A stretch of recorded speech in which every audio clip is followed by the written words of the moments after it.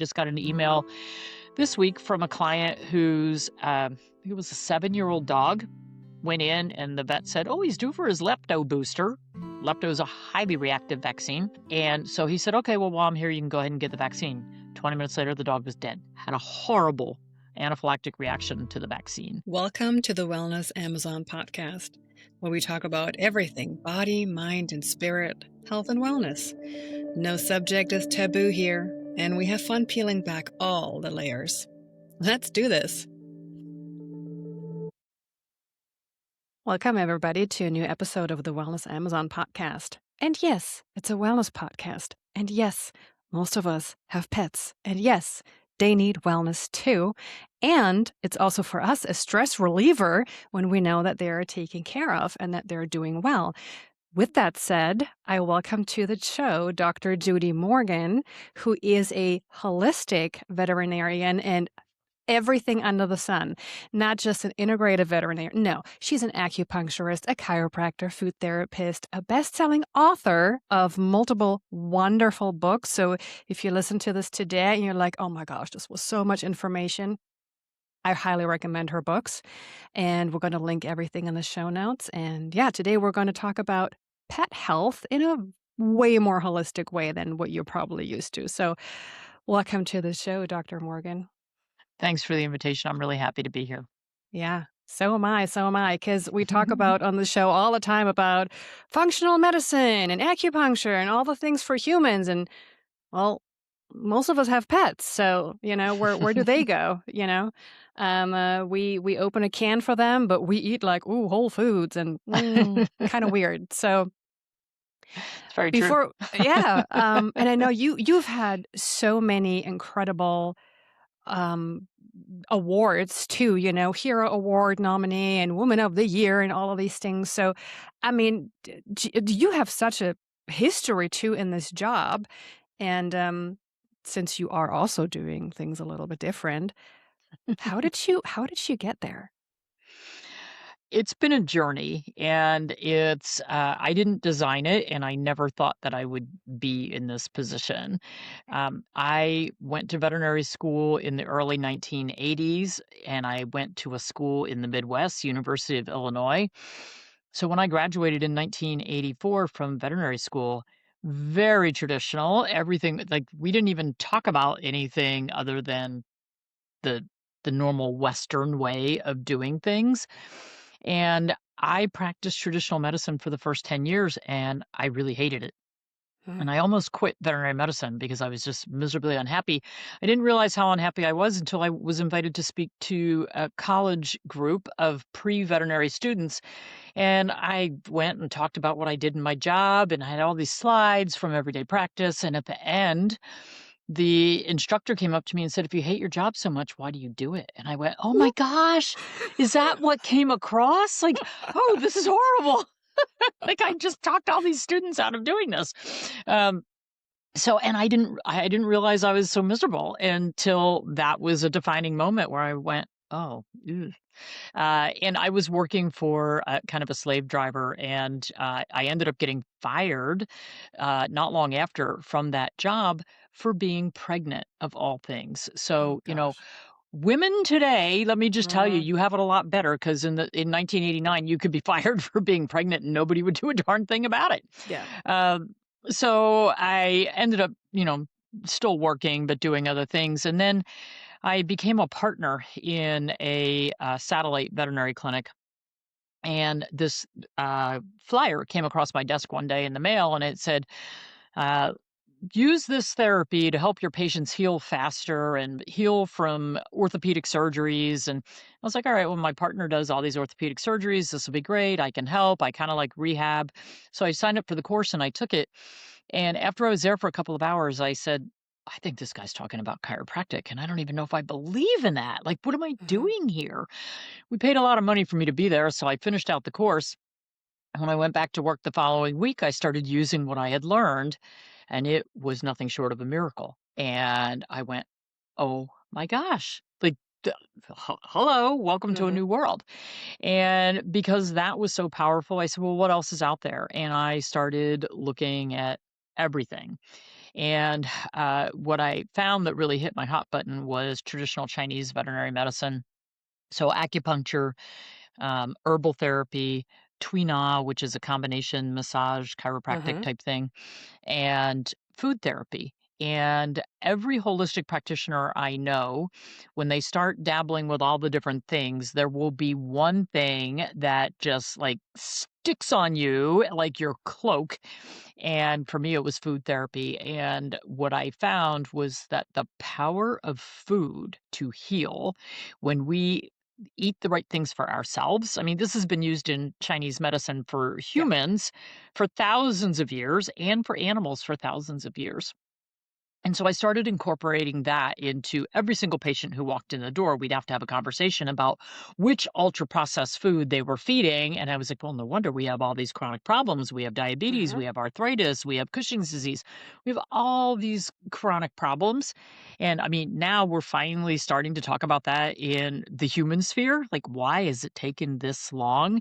And I saw something not too long ago that 40 medical colleges, now there are hundreds, so I can't believe it's only 40, but Yeah. 40 medical colleges have agreed to start having more nutrition conversations in med school for human doctors.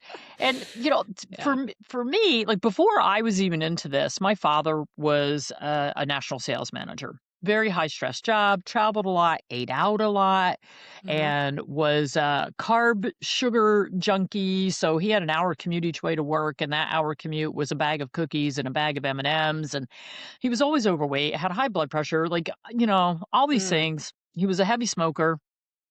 He'd get chest pain from anxiety, and he would go to the doctor, and not once would they talk about being overweight or Mm-hmm. smoking or, eating a different diet. Not once. And my mother would get so angry. They're like, well, I can't harp on him if the doctor doesn't even think this is a problem. Mm-hmm.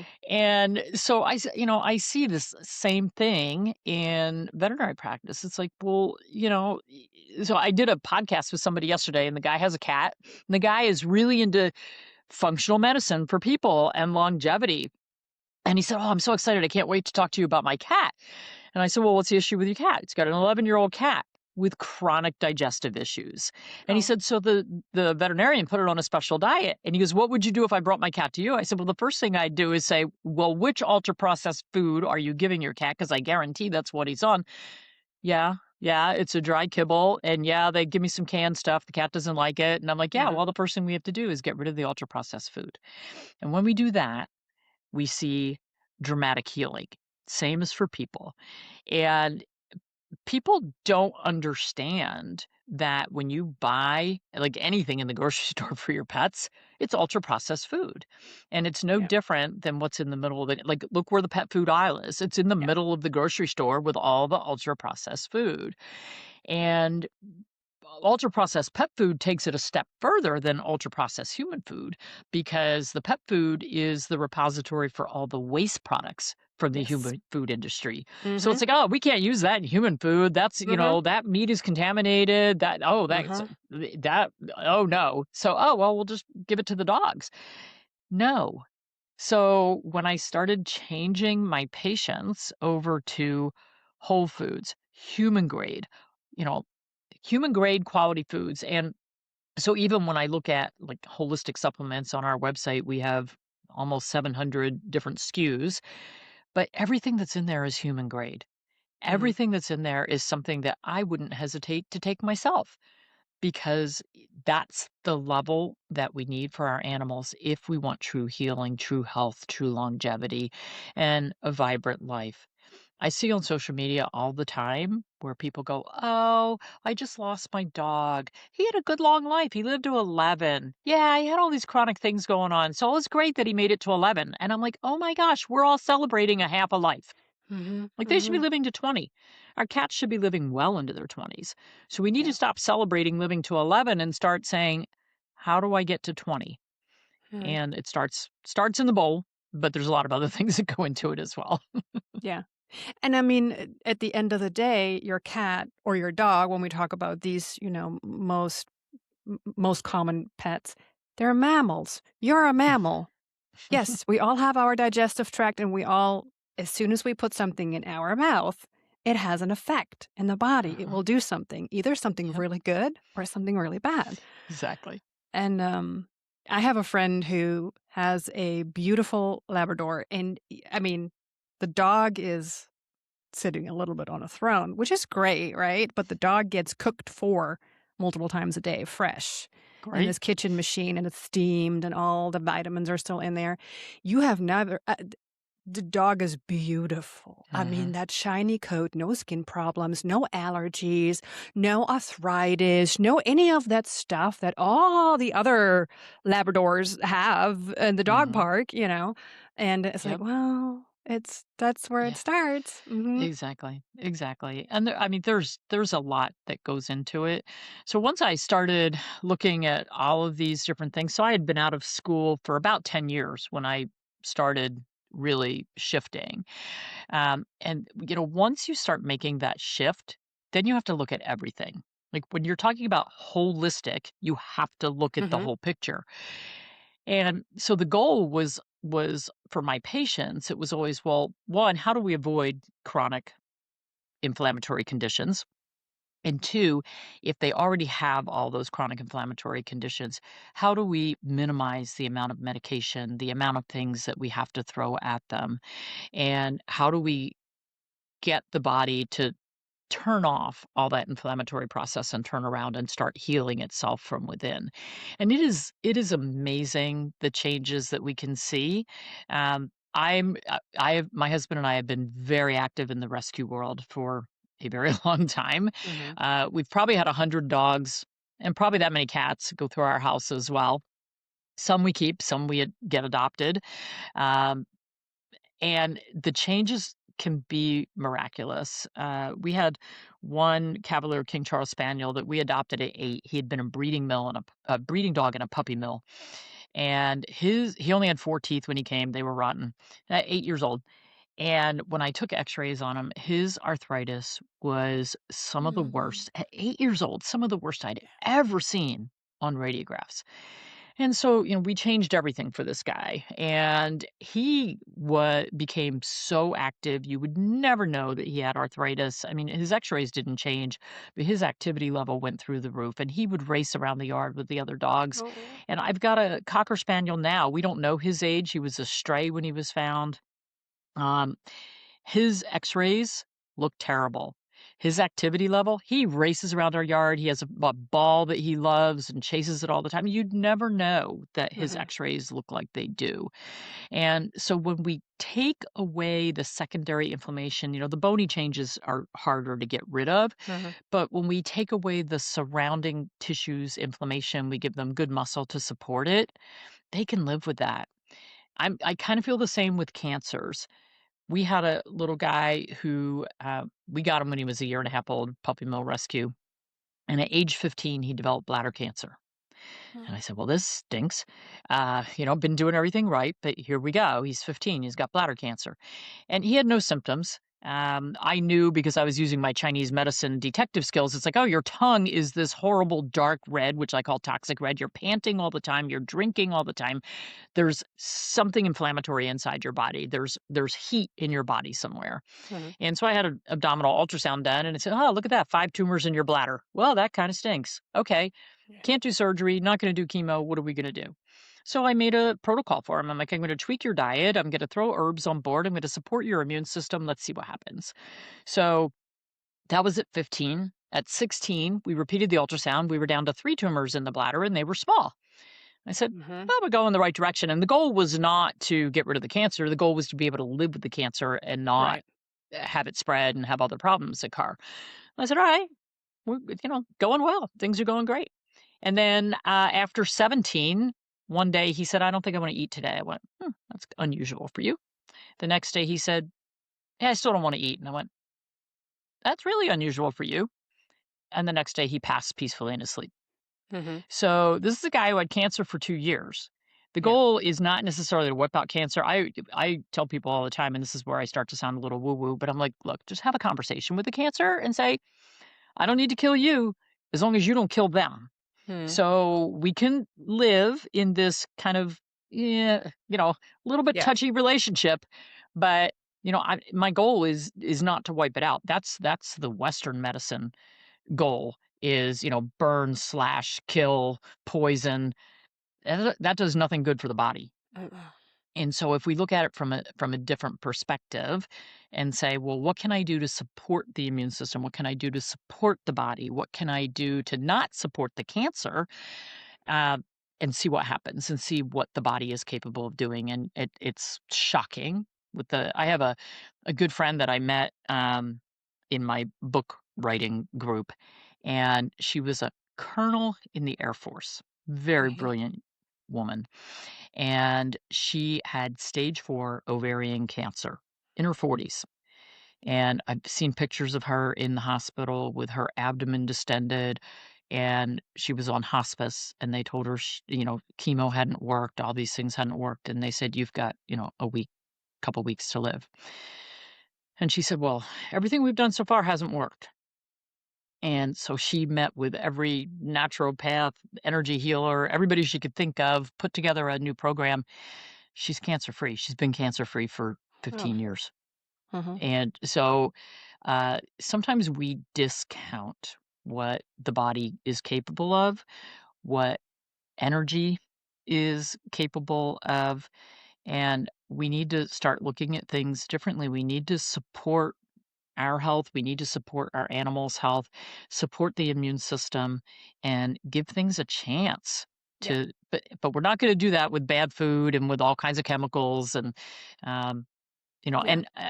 and I was an integrative veterinarian, so that means that if I needed to do surgery, I was gonna do surgery. Hmm. If a medication was going to give me a miraculous turnaround in the short term, I would use it. Mhm. But then the goal is, let's get rid of the medication, let's let the body support itself. Right. So, I'm not anti-medicine, um, but man, we Mhm. need to use it a lot more judiciously. Yeah. That's always a stigma when somebody talks about a holistic approach. Well, you're anti-science and you're anti-medicine, you're anti-what? No, we're not. We are Mm-mm. right? Yep, Because that's yep, what holistic means. We're looking at all angles we can. yep. And even with your bladder cancer example, I mean, at the grand scheme, 17 Right. and 2 years of a quality of life, hopping around healthy until the last day pretty much, you know? Yeah, I mean, what can yeah, you ask yeah. for? I couldn't ask for anything better, and the day that he didn't eat, I sat down and had a conversation with him because let me tell you, they understand so much more Oh, yeah. than but that we think.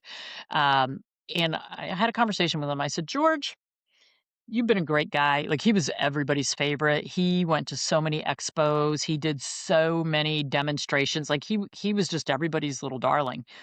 And I said, "George, you've done a wonderful job. And if it's time for you to go, I'm okay. Don't hang around for me. I'm okay. You've Mhm. given me everything I could ever ask for. I'm going to ask for one more thing. I'm going to ask that you don't make me make this decision. Could you please just go to sleep and not wake up?" Right. And he did that the next morning for me. And I just said, "Man, you are the best listener ever." Mhm. Like, thank you very much for taking that under advisement and, following through on that. And it's really interesting. As a veterinarian, we are, taught better a day too early than a day too late to euthanize. Mhm. I'm not a huge believer of that. Mhm. Um, and so we're really conditioned for euthanasia and for putting animals down. And I became the chief veterinary officer for a senior dog hospice and sanctuary about 12 years ago. And it was a brand new concept nobody had done. And so the dogs that would come into Monkey's House in New Jersey were all from high kill shelters with a terminal diagnosis. So they had no one to care for them.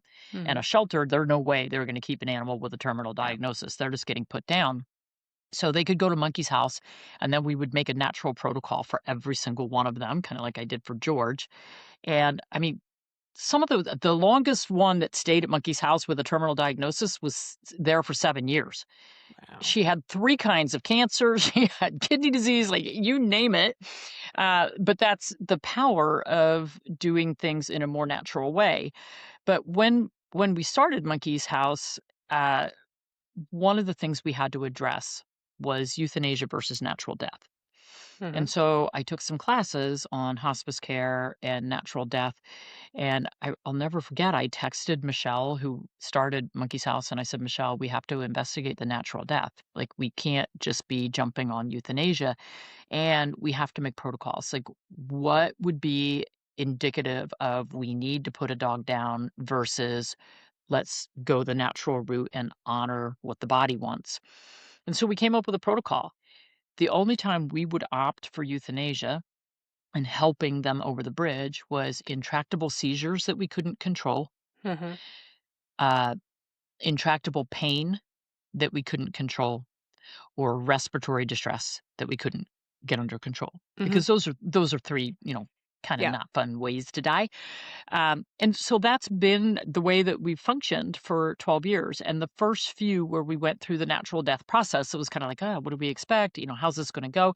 Not all of them are as nice as George. Not all of them are that peaceful. Yeah. But I think that we should look at it. I mean, in very few places do we euthanize people. It is Mhm. now allowed, but in very few places do we do it. Um, I sat there with my father as he went through the natural death process. It was fine. Mhm. Um, I think sometimes we we wanna jump the gun and we don't allow nature to take its course, and I don't know why I went down this path, but, um, I'm not trying to make Mhm. everybody sad, but, the thing is, sometimes we just need to get back to what God planned and what nature Mhm. planned. And it's a very good subject because I'm sitting here live listening to you and thinking, do I know more than 2 pets in my entire lifespan of well over 40 years that died at a natural cause that didn't get put down? Yeah, And I only know 2, and yeah, those were not even my own. yeah.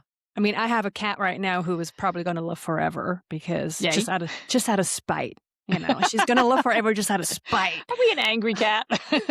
A little. Many of them are. Um, but she's a Maine Coon, she has a lot of personality, so Yep. but it is like when you use I think you said the magic word is we got very comfortable with that practice, and it is Mhm, very normal nowadays to mhm. easily and I'm not again, this is not shaming anyone, this is always I'm not saying this is an easy decision, it's never an easy Nope. decision, but it's very quickly offered. Let's just put it that Yeah. way. Yeah. Yeah, it is, and unfortunately, in the veterinary world, it's a lot of times offered too soon, I think, Mm, um, and that was one of the things, and I'm not an animal communicator by any stretch of the imagination, but you just get a feeling, especially in 40 years of practice. mm, And there were times when people would come in and it was clear the family was not ready, but they thought that the animal was at that stage. And everybody is overly emotional, overly upset, as is understandable in that mhm, situation. But a lot of times I would just look at the family and say, I don't think any of you are ready. And then I yeah, look at the animal and say, well, they're not either. mhm, And, I can offer you, comfort care. Like, we can mhm, do hospice care. The hospice care is not just waiting for them to die. Hospice care is an active process mhm, of supporting them, making sure that they're pain free, making sure that they're getting nutrition, that they're not dehydrated, the yeah, things that we need to do to support them mhm. as they go through what is a natural process. Keep them comfortable. Exactly. Mhm, So, and there were other times when I'd look at the animal and go, "Oh my gosh, this animal is clearly ready, mhm, and you're not. So how do we prepare you? Like, what, mhm, how?" So, being the veterinarian, you also have to be the psychologist. yep, But so the goal is to have everybody meet at the same place where it's like, okay, we're all prepared now. I had one client, her dog. She came to me from a long distance, and her dog had the worst kidney lab values. Like this dog, she had taken it somewhere else and they said, "No, we need to put this dog down. These values are horrible." And I think she got like 2 or 3 opinions and everybody said the same thing. And she brought it to me and I went, "Holy cow, I don't know if this dog is gonna live 3 more days. These lab results look so bad." But she was so not ready. Mhm. And I said, "Well, then let's see what we can do to keep him comfortable. I design a protocol. Let's see what happens." Dog lived another year. And the woman, I mean, she was so good caring for this dog, doing everything that needed to be done. And when the dog died a year later, the woman was hysterical and she said, "I don't understand. Like, how could he just suddenly die?" I'm like, "We got a year." I mean, Right. it was an older dog and I mean, his lab values were so awful, just Mhm. so awful. But he kept going, and it wasn't that she just kept him alive to keep him alive. His quality of life was good. He was still doing normal dog things, but he finally got to the point where there was 0 kidney function left. I'm like, I can't get any more out of this. Like, there's just no way."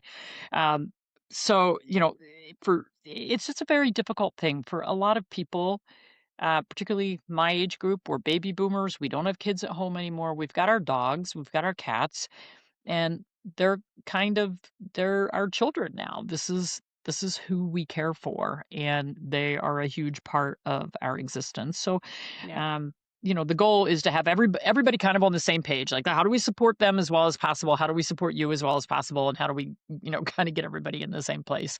Right. Um, and it's a chore, but it's something I always enjoyed, like, trying to get everybody in that same place. Mhm. Mhm. And something that's very needed and that is not done in the most delicate way, Not always, but always. the good news now is there are a lot more hospice veterinarians, Mhm. and if somebody is looking for that, put in your search engine "in-home euthanasia" because a lot of the in-home euthanasia veterinarians are also in-home hospice veterinarians. Mhm. So they will come design hospice plans for you and, help you, prepare for the inevitable. I mean, I read something this morning. It said, "Well, the only thing that has 100% rate is mortality." Yeah. 100%. Yeah. Yeah. When we and here's the funny thing is, I'm talking about synchronicities if you believe in that, and, I just not too long ago recorded a traditional Chinese medicine episode for humans. So I'm Awesome. very grateful for that now because now when you say certain things, I'm like, yeah, I know what that is. So when we talk about nutritional therapy and talking to a person about what they shall and shall not maybe eat in a traditional Chinese medicine setting, it's very personalized. Yeah, One person can have caffeine, the next one cannot, and so on. Is it the same with animals that you are doing absolutely. that? Okay, very Absolutely. personalized. Hmm. So very individualized diets and, so certainly if I have the ability to be hands-on with an animal, then I can be very specific. I do have, a cookbook called Yin and Yang Nutrition 2.0, Maximizing Health with Whole Foods, Not Drugs. It is for dogs. So it's got about 60 recipes in it from a Chinese medicine standpoint. So it's not as individualized as having a practitioner look at your specific pet. Um, but the like kidney failure diets or kidney disease Hmm. diets, I think I'd like to call it kidney challenged. I don't like disease. I don't like failure. Failure is just a negative word. Oh, yeah, very. But animals with kidney disease can present very differently. We get some older pets who are panting and hot, and they've got dry coat and dry skin and dry nose. They need a different diet from the old dogs that have kidney challenges that are cold all the time and they're curled up in little balls under blankets. And so we want to use different diets to support them. One is going to help cool down the animal, the other one is going to help warm up the animal. So even when we use herbal therapy, so I had a new practitioner in my office and She had done a little bit of Chinese medicine already, and so a client that I had been working with her dog, and she, managed to get the new veterinarian when she came in, and the dog was really weak in the hind end, so Mhm. she was coming in for acupuncture, and the new vet said, "Oh, we can, add an herb for this dog. It's called hindquarter weakness. It'll help with the weakness with this dog's back end, help the dog get up." And so the client was like, "Yeah, I'm all on board." So after a couple of weeks, the dog couldn't get up at all. Mm. And so the owner came in and saw me and she said, "I don't know what's going on. Now my dog can like she was getting up with difficulty. Now she can't get up at all." And she said, "The only thing we changed was we added this new herb." And I looked at it and I said, "Oh no. Your dog is old and cold. This Mhm. is a cold herb. Mhm. We needed a warming herb." So changed out the herbs, put the dog on a warming herb. Within a week, she's up walking around and getting up very easily. And so, there's so much to that. It's like, yeah, Yeah. you can make them worse. And so, unfortunately, there aren't that many TCM practitioners in the veterinary world. There aren't that many holistic practitioners in the veterinary world. But Mhm. there are a ton of herbal formulas, like kidney tonics and kidney relief and like there's a million things online and many of them are going to be very helpful, but like this particular case they could have the opposite effect. Yeah. So if you try something like that for your pet and you go, it doesn't seem to be helping, or they're getting worse, stop. You got to Yeah. switch to something else, Mhm. because they can actually have the reverse effect of what you're looking for. Yeah. Which is the same thing as with any prescription medication. You don't Sure. go willy-nilly to the pharmacy and just, "This sounds good. Let's do this." Yeah. This one's good. You know? So is there huge differences in nutrition too where and I'm asking because I have had people make a case of my dog eats vegan, and then I go, but it's a dog. This is kind of Yeah. weird. Okay. What's Yeah. your stance on that? So cats are obligate carnivores. That's just Mhm. how God made them. They're an obligate carnivore. They're metosauruses. Please don't make them vegans and vegetarians. I don't care if you don't like to touch liver. Your cat gets to eat meat. Uh-huh. In my practice, if somebody came in and they wanted their cat to be a vegan or a vegetarian, I would not take them as a client because I knew the cat was going to die. Mhm. I don't care how many artificial supplements you throw into that food. It is not the same as a cat eating a mouse. Yeah.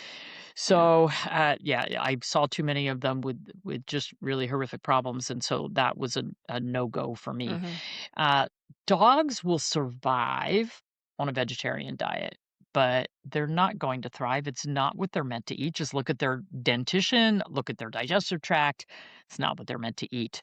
Uh, Mhm. so, like when we're designing diets for cats, 96 to 98% of their diet should be meat, bone, and organs. Bone if you're feeding a raw diet, otherwise we put a calcium supplement if it's cooked. So that's what cats are supposed to eat. The other 2 to 4% is a fiber source. So that could be plant material. It could also Mm. be fur, it could be feathers. So that's what our cats are supposed to eat. Dogs, when we formulate for them, it's probably 80 to 85% meat, bone, and organ, and then the other 15 to 20% is going to be some sort of plant matter. Mhm. And that plant matter is basically for the fiber and also for some vitamins, some minerals, but they have zero requirement. Both cats and dogs, zero requirement, according to the Association of American Feed Control Officials, uh, zero requirement for carbohydrates. Mhm. So they don't need potatoes, they don't need peas, they don't need grains, zero requirement. They'll do just fine without all of that. So, and that is one of the big myths in veterinary medicine because traditional veterinarians, unfortunately, most of their education is funded by big pharma and big pet food. Oh, yeah. And big pet food pushes uh, food, particularly extruded kibble, but even their canned diets that are just loaded with fillers because it's much cheaper Uh-huh. to use potatoes, peas, and grains than it is to put meat in food.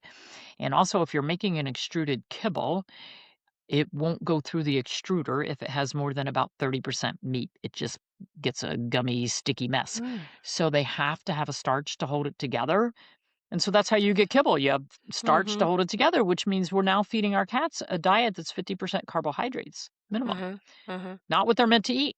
And our dogs are not meant to eat that either. Will they survive? Yeah, dogs have survived since the 1950s, but their lifespans have also been very shortened, and we have all this inflammatory disease. So maybe we should look at what we're doing.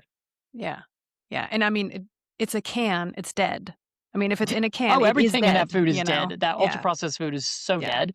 The good news is, and this is really being driven by the consumer, not by the veterinary world, not by the pet food world. It's being driven by the consumers. People like me have been saying to them, hey, maybe we should feed real food to our pets, and maybe we should feed them a species appropriate diet, which is going to be a lot of meat.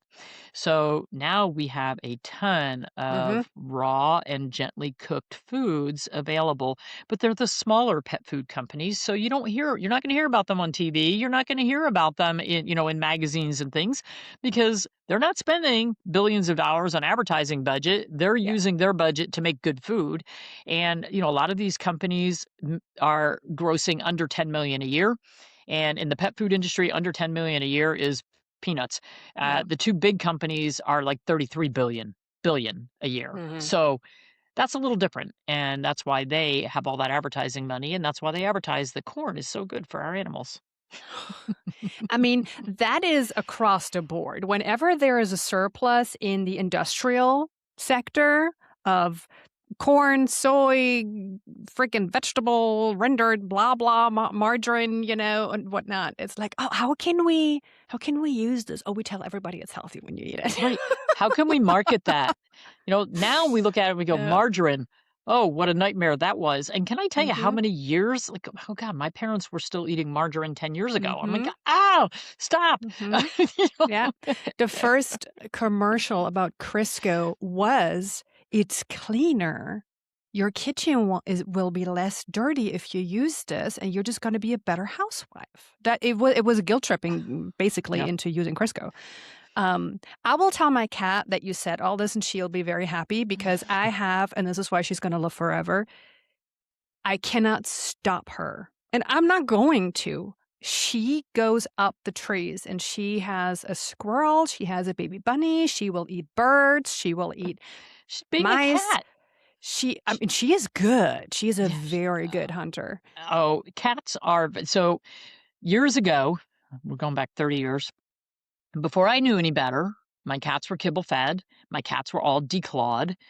And Mm. I remember having one of my big male cats in my declawed cat out in the backyard with us one afternoon, and a bird flew, I don't know, 10 feet off the ground. And that cat literally leaped through the air and with his declawed front feet smacked that bird between them and brought it down. And I thought, man, you are a good Mhm. hunter. But that is what cats are meant to do. And Yeah. unfortunately, it's safer for your cat to live inside. Right now, I have 7 outdoor cats and 2 indoor cats because I have a farm. And on a farm, Mhm. you better have some outdoor cats in your barn. Otherwise, Mhm. you're overrun. Um, so, we've gotten to and cats are wonderful companions. And so they're great for people who live in apartments and can't walk a dog and all that kind of stuff. But when we look at cats and we do testing, over 80% of indoor cats are highly stressed. Like their Mhm. cortisol levels are high. We look at stress markers in their microbiome. It's a mess. I did microbiome testing on my 7 outdoor cats and my 2 indoor cats. They all eat the exact same thing and they all have pretty stress free lives. Mhm. My indoor cats' microbiome markers for stress were through the roof. I'm like, Mhm. for what? You don't like, but it's because Yeah. they're not outside doing normal cat things. Yeah. It's a Yeah. huge difference. It is I get, excuse my French, but I get crap all the time from my veterinarian, and every year, I mean, she does look at the chart, but she kind of forgets. And Minka looks like she is 100% indoor cat. She has long hair, she's a Maine Coon, she looks like a queen, she's a calico, and she's very well groomed. And it's like, oh, it's an indoor cat? I'm like, no, don't underestimate the looks. She's Xenia, the warrior princess. And I get scolded. Well, she should be indoors. There's too much danger out there. I'm like, guess what? Out there, that's nature. And she was born into the Alaskan wilderness. We found her in the woods in Alaska because that's where we lived. And I said, this is the first couple of weeks of her life. That's what she knows.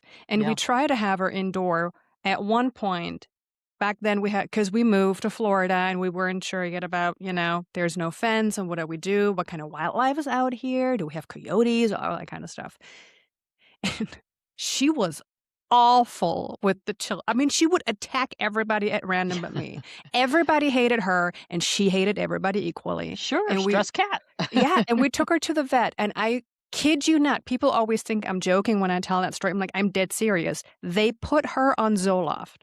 I am not kidding you. They put her on Zoloft and said to me, verbatim, your cat's bipolar. And you know what? A little bit after, I said to my husband, this is ridiculous. First of all, our cat is on Zoloft. Second of all, I'm not paying for Zoloft. This is not right. This just feels wrong. I It's let her wrong. out. Problem solved. Yeah. She And was.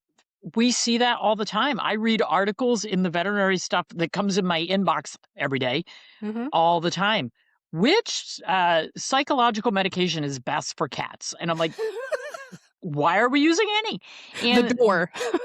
and the other thing that we're seeing all the time now, veterinarians want these animals very chill when they come in the office because nobody wants to deal Mhm. with the, weapons that come with cats. Yep. And so all cats are prescribed gabapentin before they go in the Yes. office now. I'm Yep. like, Every no. time. Mhm. I think, no. How about maybe a little CBD, a little melatonin? Like, we could try a million other things. We could try some herbs. But, Mhm. I have so the latest article that came across my desk was, is gabapentin usage hiding hypertension in cats? Well, they're zoned out and their blood pressure is dropped artificially by the gabapentin. So, yeah. Mhm. So we Mhm. probably have a whole bunch of cats with hypertension that we have no clue Yeah. because they're always drugged up when they go in the Yeah. office. And the funny thing is they give it to me every time and it doesn't even work. It does not work at all. She is alert. She knows what's going on. She's like, "Oh yeah, really?" I mean, they usually do really good job with the towel and wrapping her and stuff. And the funny thing is, once she figures out, and I didn't even know that existed with cats. Once she figures out that I cannot use my claws. I can't bite you. I can't even spit at you because you're holding my mouth closed. The only weapon I have left is my secret weapon. And here it goes. And she will empty her adrenal glands. She's trying to poop on them. So, yeah, she's a Yeah, spitfire. yeah. It's typical for cats. So one of the things that I say to cat owners, even dog owners, uh, but for cats, like even my barn cats, I can put them in a carrier, no problem. Uh, Leave the carrier out, let them go in and out, throw treats in there, Mhm. get them to think that, "Oh, this is just another hidey hole for me. Like, I can just go hang out in here." So that when you want them to get in there, it's like, "Well, here's your treats," let them go in there on their own instead of that battle where you've got all the feet going in all Yeah. directions and you just can't get them in there. Ugh! So we need to start very early when they're kittens, and even if you have adult cats and it's already a problem, get a carrier that you can leave out, put a bed in it, put treats in it, just leave it Yeah. out, let them get used to it. If the only time they see that thing is when they're gonna go get hurt, they're never going in. Yep. So it's up to us to really train and the same with like nail trims and grooming and all that kind of stuff. It's really a matter of not making it a horror show every time you want them to do that. Yeah. Otherwise, it's going to be a horror show. And it gets worse with time because every time something bad happens, animals are so good at remembering that. I have Mhm. uh, donkeys for the first time in my life. I got them like 5 years ago. Always wanted one. They're very smart. They're very cute. They're cool. Ears like 10 feet long, but they're very sweet until something hurts them. Uh-huh. So I had one who developed colic, it's bellyache, and I mean, she was in such pain and I had to have the vet come out. We had to give her drugs and stuff. And that was a year and a half ago. Still can't put a halter on her anymore. And she Mhm. used to be so good. And nope, she sees me coming with a halter. She remembers that pain that she had that time. Yeah. Not happening. Just not gonna happen. So, they're very, very good at remembering something Mhm. painful and bad, and our cats and dogs are no different. Mhm. So, it's really a matter of making all those anything that's gonna be negative, we have to make it as positive as possible. Yeah. Yeah. Well, let's get to the probably most controversial topic that we could possibly pick out because it's with humans, probably the most controversial topic we could do too. And that is vaccines. Talk to See, me you say it's about. the most controversial, and to me, there's no controversy. To me, there isn't either, but I can already we were talking yesterday about shadow banning and how like one of my episodes got shadow banned, and I was like, there's people that use the word schmacksheen. That's how they spell it, so they Oh, can get away you with have it. to find all kinds of different ways to spell it using little Why? stars and Why do we have to do exclamations this? But here we are, because you So get banned. yeah. Yeah, been there, done that. So for our pets, we have been over vaccinating for so many years. So when I was in school, we had a lot less vaccines because the vaccine companies have to keep making more money, so they keep making new and better. Hmm. Some of the things they're coming out with now are so scary. Um, but when I was in school, we were taught that the core vaccines, distemper, hepatitis parvo for dogs, Hmm. distemper for cats, and then we have rabies. So rabies, the government says we have to do it every 3 years, so we're stuck a little bit on that one, particularly if you wanna have your pet seen by a veterinarian, they're probably going to insist on that. If you wanna travel with your pet, they're going to insist on that. Oh. So we at least have to do rabies every 3 years, but don't do it any more often than every 3 years, and there is a new messenger RNA rabies vaccine out. Avoid that one like the plague. Ask your vet, "Which vaccine is this?" And if it's the new messenger RNA one, I would run. I'd say, "Give me a different one, or I'm going somewhere else." Um, so with those core vaccines for distemper, parvo, hepatitis, we were taught you give them every year. There was no science behind that. It was just, hey, this will be a great way. You know, when you go to the dentist and they give you the card, like then they schedule you for 6 months from now Hmm. already. We've tried that in veterinary medicine. It never works. People are not making an appointment a year in advance for their pet. They just don't. They're just not having it. Like Yeah. I don't know why they do it for the dentist, but they will not do it for their pets. Hmm. So that was the veterinary industry's way of getting people in the office at least once every single year to spend money and to get an exam. So we send out a card that says, "Hey, your pet's due for shots." Uh-huh. Everybody's gotten those cards in the mail, or Hmm. now it's the SMS text or the email. I get them every day because I have so many animals, and my vet puts the records in the computer, even though they know I'm not going to do it. I still get all that automated stuff Right. for every animal, so it's a lot. Um, so we've discovered over the years that those core vaccines last 3 to 5 years minimum, and maybe a lifetime for a lot of animals. So no longer can we say you have to come in every year for your shots, at least not for Hmm. those shots. But we've developed other shots, vaccines, that do only last for a year. So we can send out cards for those. But the problem is, not every animal needs all those vaccines. And we need to look at what is the lifestyle of my particular animal. Do Hmm. I have a 2-pound pocket pet dog that lives in my apartment and uses a potty pad, and the only time it leaves the apartment is in my purse? That is a lot different from somebody who has a herd of hunting dogs Hmm. that they take out in the field and, they're romping through the woods with the wildlife.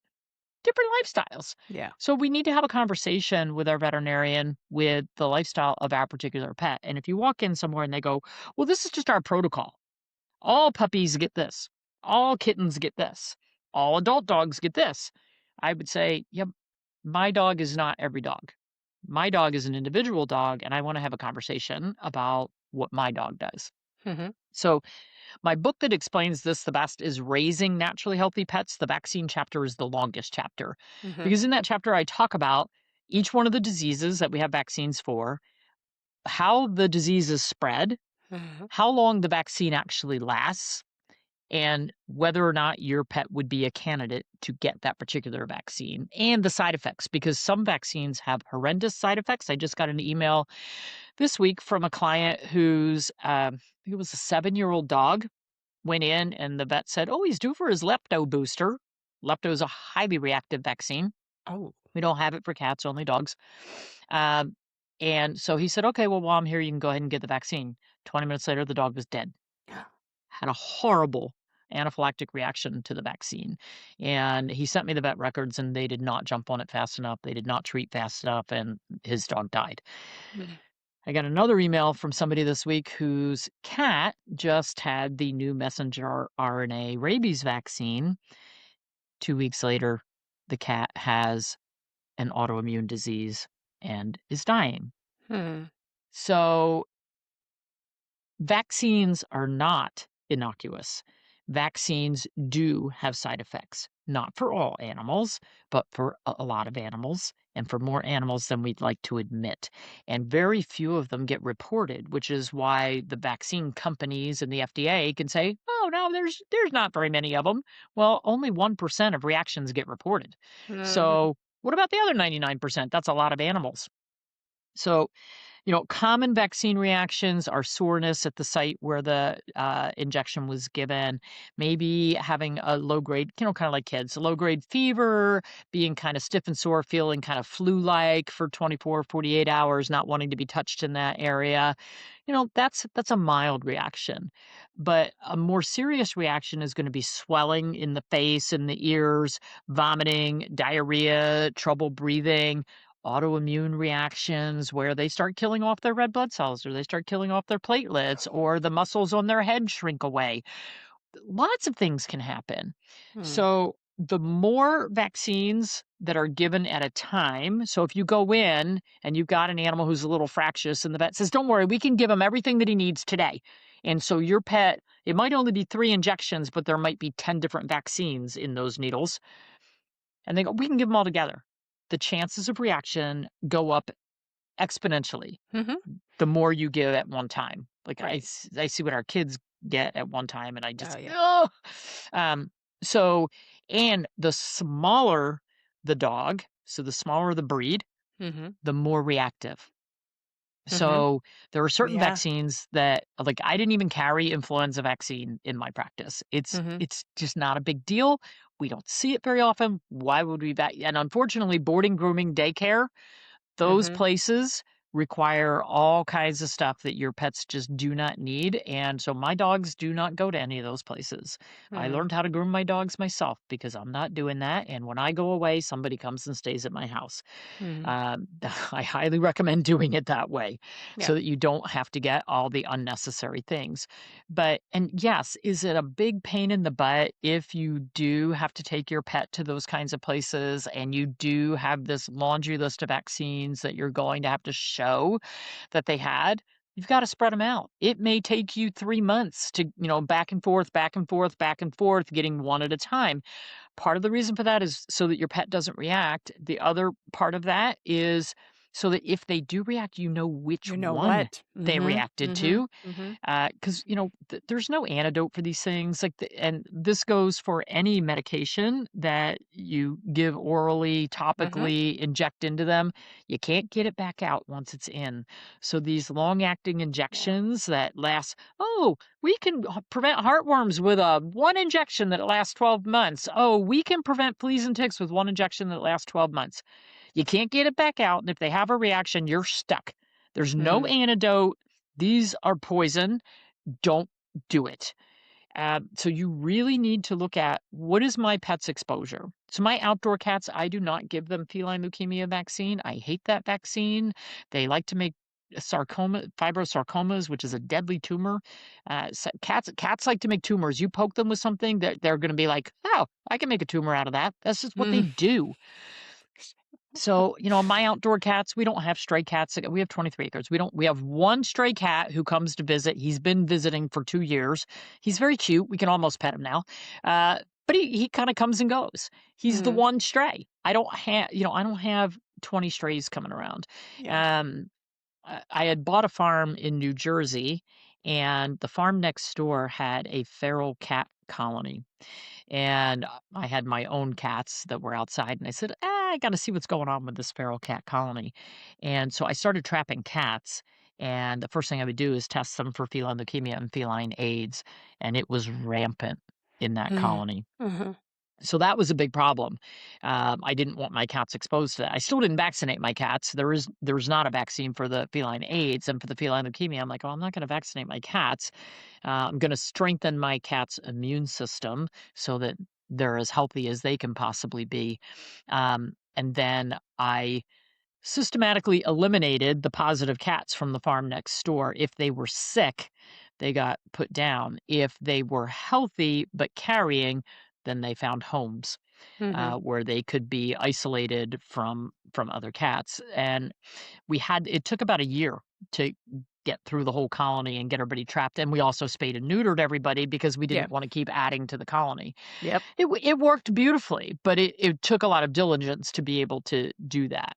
Mhm. Um, so even for my outdoor kitties now, they're very minimally vaccinated because they're in a safe environment. And so again, we have to look at what are they exposed to? What are the requirements where I live? And really the only legal requirement is rabies. Mhm. Otherwise, if your vet says, "Oh, legally they have to be vaccinated for distemper," nope, they don't. Only rabies. And the rabies is a 3-year vaccine. If your vet is using a 1-year vaccine, you need to say, "No, give me the 3-year because I'm not getting this poked every year. I Yes. want this every 3." And the other thing that you can do, if it's been 3, let's say it's been 3 years and your vet's saying, "Okay, time to get the distemper vaccine or the parvo vaccine updated," you can ask for a blood titer. So it's a simple blood test, and it says, "Hey, look, they've got antibodies. They're protected." Mhm. Or, "Well, we can't find any antibodies. Maybe they're not protected, and maybe we need to give a booster." Mhm. So a titer is a great way. It's sort of, if they have antibodies, it's sort of like a positive pregnancy test. You either are Mhm. or you aren't. You can't get more pregnant by giving more vaccine. Right. Yeah. So, it's either they're protected or they're not. Mhm. Uh, and I don't even bother titering my animals because they're just not exposed to anybody else, and I don't take them anywhere where I have to have proof. So I don't Mhm. really care. Um, so, that again, that's an individual thing. Yeah. And I mean, we like you said, we do the 3-year one, and then when she is not up for anything else but a checkup, I don't even take her anymore because she is so much stress when we Yep. take her. That's way worse than anything else. She just they wanted to see her blood because she's like 14 now. It's like, "Nyeh," and I said, "She's fine." "No, no, no, we need to take her blood." I'm telling you right now, she's fine. "No." So finally, I'm like, "Okay, fine. Take her blood." "Yeah, she's fine." Could have told you that. But I bring in the stool sample or whatnot, what they wanna see, and then that's it. We just leave her be and leave Yeah. her in peace, but yeah. I think, it's something like it's a very low number, like 15% of cats go to the vet per year. Mhm. It's very cats are difficult. Mhm. Dogs have a much higher rate of going into the vet, and I'm not anti-veterinarian, and actually, I am very pro lab work like you just did with your cat. Mhm. Because sometimes we find things, like all of my dogs go my cats don't, but all of my older cats, my 2 older ones, the indoor cats, Mhm. um, and my dogs, they go every year to get blood work done Mhm. because I wanna know, like, is there Right. something like, "Oh, are those kidney values creeping up? Do we have a Mhm. liver?" I mean, it's rare for my animals to have a problem because they have a very holistic lifestyle and a very good raw diet and, they don't Right. get chemicals. But still, I'd rather know, because that's something I can't see. Mhm. And it's amazing. Like, I remember in practice, a few times we'd find very surprising things on lab work that we didn't expect. We had a 2-year-old dog that came in and we were doing pre-op lab work for the spay. Now, we had to talk the people into the pre-op lab work because it's a young dog, and they're like, she's healthy. There's nothing going on. Right. We do the lab work, and the dog has horrible kidney values, really horrible kidney values, and I was Mm. pretty shocked. So I called the owners and I said, "Your dog's kidney values are through the roof. There's something going on." And they Yeah. were so angry. They were sure I had mixed up the lab work. It was somebody else. They were blaming me like I purposely did something. What? And I'm like, I'll listen, I'll give you another free chance at this. We'll run a second one just to verify it. So we Yeah. did. It's still bad. And so we did an ultrasound that it ended up the dog was born with renal dysplasia. So it was born with kidneys that were not normal, full Mhm. of cysts and very little kidney function. And we never would have known that because the dog was acting perfectly normal. We never would have known that if we hadn't done pre-anesthetic lab work. So sometimes you find something that you're kind of like, whoa, I Yeah. wasn't expecting that. And so I am a big, I love, so I love diagnostics. Mhm. I love like find like my dog with the bladder cancer. Like if I wasn't looking at him and going, your tongue is dark red and you're panting and you're drinking more, his lab work was perfectly normal, by the way. Mhm. So, and my vet's like, I don't see anything. His lab work looks normal. His urine's got some white blood cells in it. I think he's got a urinary tract infection. And I'm looking at it and I'm like, he does not have a urinary tract infection. All the other parameters are normal. He's got cells in there, and I guarantee they're not white blood cells. I guarantee those are cancer cells. Lab Mm. didn't pick it up, of course. So, but that was me saying, I know something's not right. The Mhm. lab work looked great. So if I just went with that, I'd be like, okay. But, me being me, I knew something else is going on. And so that's why we did the ultrasound. Right. So it's kind of being that detective. And I like being detective. And I'd rather be a proactive detective. Mm. So, I mean, that's getting normal lab results on your cat. That's awesome. Yeah. Means you're doing things right. Your cat's 14 and healthy. And Mhm. so now you can kind of sit back for a while and be like, no, I'm going to keep doing what I'm doing. This is all good. Yeah. So, getting a negative result, yay, we're healthy. Yes. Like Absolutely. one of my older cats that I just took in, I mean, he's acting a little funky. And I took him in and his kidney values are creeping up. He's like 15. And I'm like, all right, well, that's information I can use. Now Mhm. I can make sure that he's drinking more. I'm not changing his food, but I can add some supplements. I can, add some herbs. I can add some mushrooms. I can do things to support what part of his body's struggling a little bit. So Mhm. for me, it's valuable. Um, so I wouldn't discount it, but Mhm. I also wouldn't fight with the cat that like, it's not something you need to be doing Yeah. every 6 months because that's no fun for your cat. Right. Oh, that's good to know. Oh, yeah, she was mad because, I mean, they had to Oh, shave yeah. her leg, and then, she's very she has vanity. I don't blame her. Listen, we just had, our calf so we have dairy cows too. We had a calf, and when we weaned him, he got really sick. He was so stressed without Oh. mama. So we had to take him to the university. He had a temperature of 106. He developed this viral infection because his immune system said, I lost mama. Mhm. And so they did an ultrasound of his chest looking for pneumonia and did an ultrasound of his belly looking for stomach ulcers, which he had. So stressed over losing mama. But the poor guy, he got both sides of his body completely shaved. He's sporting the weirdest haircut right now. Yeah. Yeah. Poor And guy. and the funny thing is they know. Yeah. They know. They're like, "What did you do to me?" I know. Yeah, one of my dogs, they shaved her to do a cardiac ultrasound a year and a half ago. Still didn't have Mhm. any hair there. That's Oh, great. no. The poor thing. I know. It's a very weird haircut. Oh. I could do this for 2 more hours, but I do have to ask you one last question because my kids are, teenagers, and I drive half the neighborhood to school every morning, and, I was telling them today what was happening there. She goes, "Oh, ask her what the coolest animal is that she has ever worked on." So here you go. Dr. Duty, what's the coolest animal you've ever worked on? That's so funny because somebody just asked me this question in another podcast.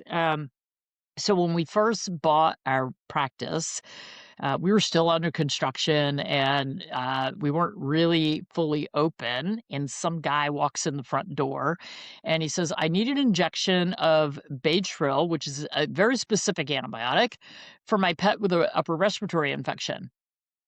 He didn't have an animal with him. And I went, all right, that's really specific. Like most people don't know the names of the injections. Like, Mhm. what's the deal? And he said, well, I've been through this before with my pet. And I was like, okay, do you have your pet with you? Like, what are we doing?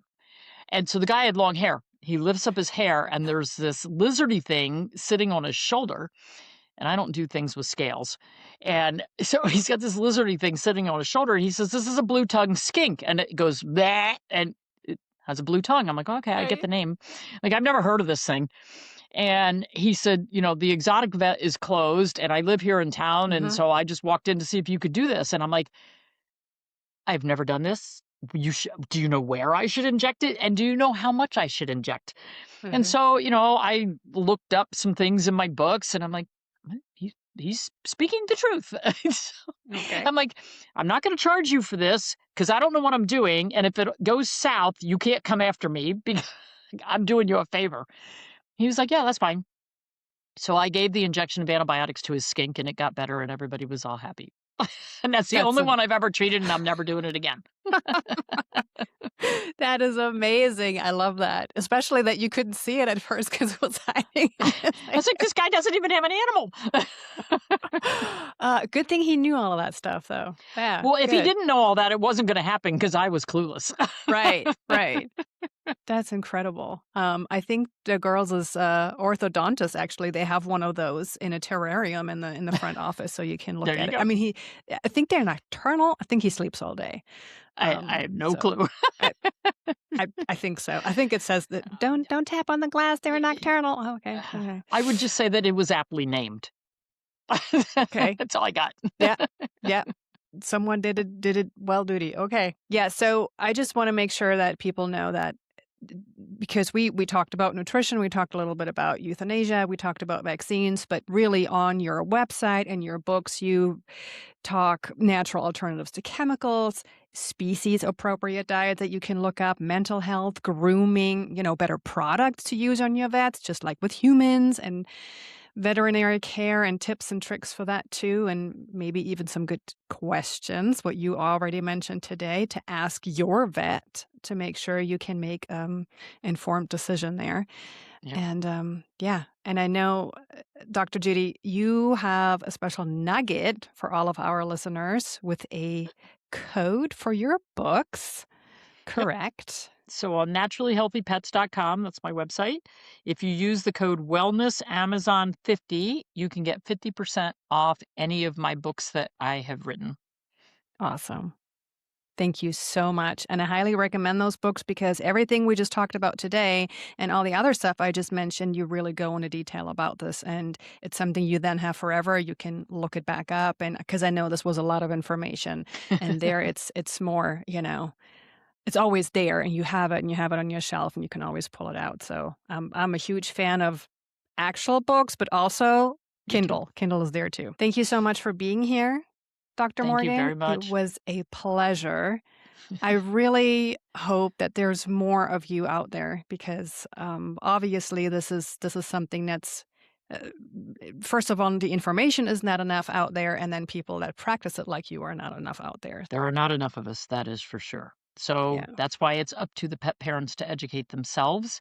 Mm. And it's really interesting. One of the things that we've seen over the years is that people who follow me a lot of times will buy my books and gift them to their veterinarians as just sort of a little Oh. nudge, like. Here, you might learn something. And actually, the veterinarian because I don't practice now, the Mhm. veterinarian that I take my pets to, every time I write a new book, I take copies for the staff, and I'm like, okay, here's something else for that you all have to read. I Yeah. haven't gotten her turned yet, but working on it. She's actually considering taking acupuncture. So she just took rehab. So that's a step in the Mm. right direction. And if I can Mhm. get her to take the acupuncture, then, that's going to open her eyes even more. So it's really up to us as the pet parents to start making those little inroads. And one of our goals here at Naturally Healthy Pets is to educate the veterinary students and the young veterinarians that are coming out and really trying to get them to see that there's an opening and be a little bit more open-minded about what else might be out there. Yeah. And that's amazing when you can see live in front of you that the seed that you planted is slowly sprouting. Yeah, Yeah. love Wonderful. that. Thank you so much. Y'all share this episode with somebody who has pets, which is, I'm sure, a whole handful that you know, because who doesn't have pets nowadays? And yeah, let us know. Comment. Don't be shy. If you have questions, I can get you into the right direction. Everything is in the show notes. Find it there and get your 50% off coupon on her website. And I will see you again next Monday. All right, y'all. Bye. Thank you so much for being here with me today. Leave a comment, give it a thumbs up, a review, and share it with somebody you think needs this. Have a fabulous day. See you next time.